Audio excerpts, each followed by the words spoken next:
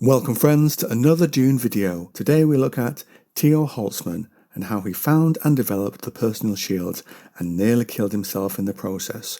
Spoilers for the Butlerian Jihad book throughout. Let's get straight into it. Tio Holtzman abandons one idea to move to the next. A scrambler that disrupts gel circuitry in a Cymex's brain. He wanted to make a stronger barrier with it.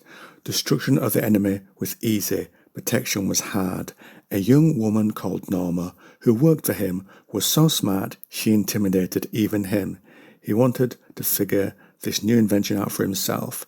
He gets some ideas and later he invites her to look at his mathematical results. She says he has found a new form of protective field and admits even she struggles to understand his ideas. What she disputes is no matter the energy you put in the field, the size of the field generated is limited, so it could protect ships and buildings, but could not do the same for planets, and also that a slow enough projectile will get through. Famous, Tio is invited to join drinkers on a barge, but in the middle of the night continues his work. Where his shield could work is personal combat, to rescue humans held by the machines amongst the synchronized worlds. The machines would not know his idea's vulnerability. Tio settles on the name personal shields. It could make people into tiny fortresses and labels this effect, of course, the Holtzman effect. They tested the idea. Norma threw objects such as tools and a club at Tio. They each came to the same fate, hitting the field, which robbed them of their momentum.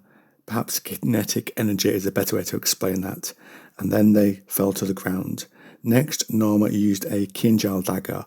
Holtzman braced himself not to flinch, and this came to the same result. Holtzman says this field will help stop assassination. The test continues, and he asks for a slave to be given a pistol, and for the man to fire it at Holtzman. Norma says to test the field on a dummy, but Holtzman says no. The man fires at Holtzman at this point as he hates him, and as the book covers it, high-speed crystal shards shot out and struck the shield surrounding Holtzman, then tinkled to the ground like breaking glass. The scientist let out a quiet sigh, his knees suddenly weak with relief. The slave that we mentioned Holtzman had brought in earlier is called Ben Muley. He kept firing until the gun was empty, but Tio was fine. Then he instructs a guard to give the man a hand explosive. This gives the same result. Tio, to the slave's annoyance, is unharmed, though the area around him is damaged. Now Tio wants to make the personal shield commercial. He thinks of how much he can profit from this, and he would have to reach out to other worlds outside of Butlerian, which is where him and his sponsor Blood are based. But one more test lay in front of Tio. An energy beam, a lasgun, must be tested on the shield. They found one. He tests this idea on a slave wearing his personal shield. Norma stops him though. He says he's not testing it on himself like he did before, but she says the las beam will cause mass destruction. He dismisses this, but she presses him and asks, is it worth the risk?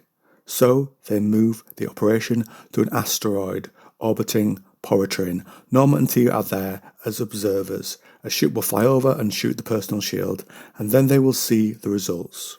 Tio orders the shot be taken, and as he sees it, the appalling flare of light and energy snatched the words from his mouth. Even in the silence of space, the shockwave seemed louder than a crack of thunder. The shuttle spun out of control, and the asteroid fragmented into white-hot, molten boulders, radiating from the centre of the blast like the spokes of a wheel. Holtzman is shocked. He and Norma both see how, if he had not listened, the damage might have hurt the city, the lab they've been living in, might have wiped it out. Tio thinks he would not doubt Norma again, and also thinks Tio Holtzman has been spectacularly wrong, and the deep wound from this might never heal. So now, friends, I turn this over to you.